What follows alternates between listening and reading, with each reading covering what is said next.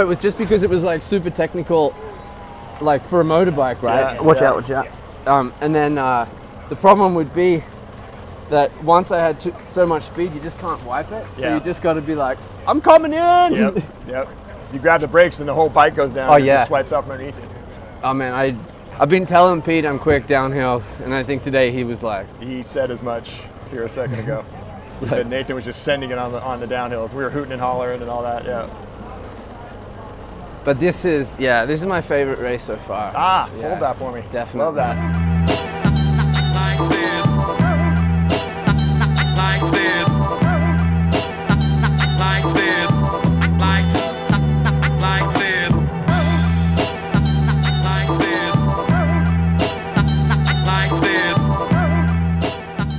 Hey there, friends, coming at you with another episode of the UnRoad Download Post-Race Edition with our second place finisher, Nathan Haas. My man, thank you for bringing a little Aussie flavor here to North Carolina and to the Belgian Waffle Ride. Congratulations. How does that second place feel? Probably not as good as first place, but man, a heck of a race. That's all relative, isn't it? You know, Pete was the strongest rider today, no doubt. So, you know, it was nice to actually just put a clean race together without any problems and just let it play out, see who's the strongest rider. And yeah, North Carolina is super beautiful. It's you know, I've got a real connection to a lot of country music, and you know, obviously John Denver. Okay. And you know, singing songs about Blue Ridge Mountains. It's sort of nice to be near the. How do you say it? It's like Appalachians? Appalachians. Appalachians. Yeah. Appalachian Trail not too far from here. Yeah. So you know, for me, it's just amazing to experience another state. Yeah. I think North Carolina, the nature is just stunning. I think we're in a super exciting scene here with the Belgian Waffle Rides, and I was just saying to you off camera that so far this has been easily my favorite full distance gravel race I've done so far. Love it, love it. It seemed to be like a really dynamic race too. It started in this big massive group and splintered down to about a group of 30 or 35, and then you went up into the one single track section and only 8 guys came out. How technical was that? What caused that big separation? Like 40 riders enter, full 8 Thunderdome riders action. leave. Yeah. Yeah, I mean, I got some good lowdown from the organizers that going in at K86, or I don't know what that is in miles, but 45, 50? Yeah, whatever it is. Yeah. Going into that first, because you know, I've got a big mountain bike background, so for me, I knew that like a steep single track climb was going to be something that's where I can throw down, not these sort of long climbs like Stettner can. And then knowing that the descent was super technical afterwards, I knew that was an opportunity just to like explode the race and see who can actually go downhill. So yeah, you know, I chose my tires today. I came in, I got some advice from Tiffany Cromwell. Okay. And love Tiff, but Tiff, I think you set me up to fail with the tire choice you told me about. You were like, go semi-slicks. Today we needed full grip. Okay. And after training yesterday, I realized I wanted to play to my strength, which was to just have a bike that's ready to just annihilate everyone on the downhills. And so I just sent it, made a lot of time on all the downhills, which sort of like splintered the group.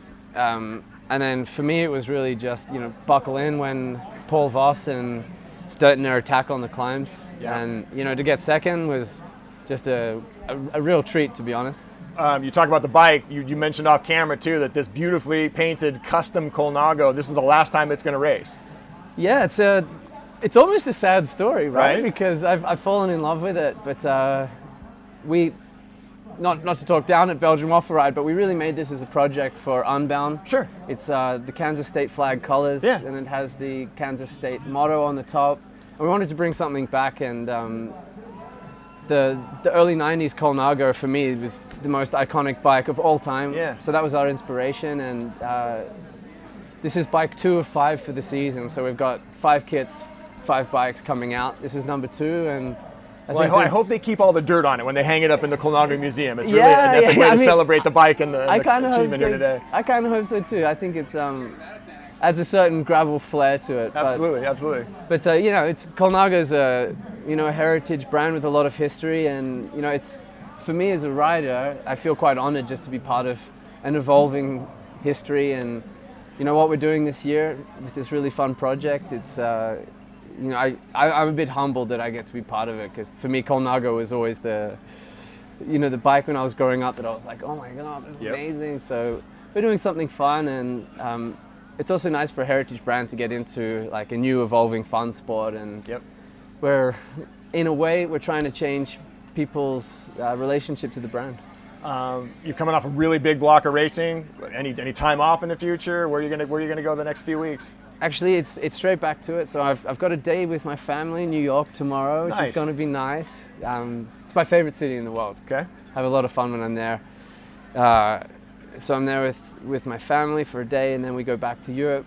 And then actually the next day I fly to Poland to go do one of the UCI World Cups. Okay. And then the week after I do the Nove Roica in Bonconvento in Tuscany. All right. And then I take a little break. So it's quite funny, you know, relating as many race days as you do to what I used to do in the World Tour. It's like I've only done like, you know, a handful, but there's so much travel, there's so much time in between that I'm already feeling pretty tired, to be honest. So I'm going to need a break. But yeah, I'm just loving the vibe here. It's you know, last week was an important race to be at. Really fun to be at Unbound. Huge experience. Had some bad luck on the bike, but it was very tense and very serious. Whereas the Belgian waffle ride, kind of, you know, the joie de vie for the event. It's just it's more what I thought gravel was going to be. I was maybe a bit disillusioned after last week. I was like, that's really serious. You know, people are in the feed zones with pressure washers and spare wheels and fighting. Whereas here it was just great, getting handout bottles from all the feed zones, and you know, the motorbikes were just giving us so much encouragement along the whole race. Right on. Heaps of detail, and you know, this for me is just a group of people having, you know, a shared experience, which for me is what cycling's really about. Yep. One of the big reasons I jumped into gravel. So, you know, I got to say hats off to Belgium Off-Ride. It's awesome. Well, stick around and join us because the party's only going to keep going. He's got a Sierra Nevada Extreme Ale there. He's our second place finisher today at Belgian Waffle Ride, North Carolina. Nathan Haas. Buddy, thanks for joining us. If this is the size of the beers, I don't know how many I'll be able to have, mate. Thanks for looking into this episode of the UnRoad Download. We got more to come.